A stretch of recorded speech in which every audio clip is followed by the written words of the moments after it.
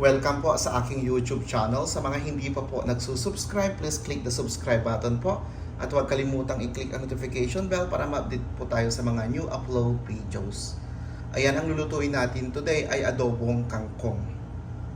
At syempre po ang ating mga sangkap, nandyan po ang ating kangkong na mukhang madami pero pag maluto na po, kukunti na lang.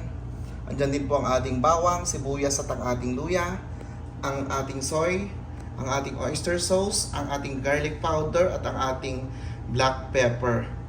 Yan po ang ating mga sangkap sa ating lulutuing adobong kangkong. Ayan po. Ayan po, ginigisa ko na po ang ating bawang, sibuyas at ang luya. Inuna ko po yung bawang, sinunod ko na po yung sibuyas at luya. Ayan. At isusunod ko na po ang ating kangkong.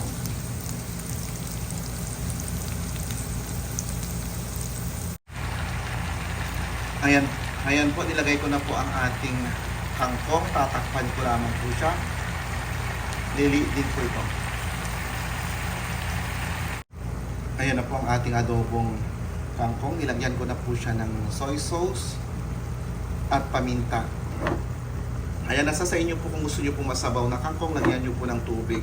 Pero kung dry lang po ang gusto nyo, okay na po yan, nagtutubig po yan. Ayan po. Lutuin lang po natin ang ating kangkong.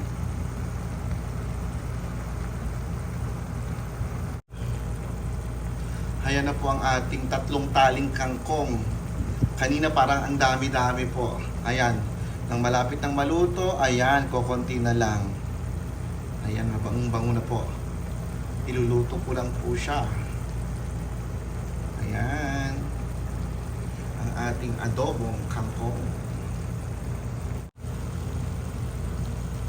Ayan po, andito na po ang ating finished product po. Ang ating adobong kangkong.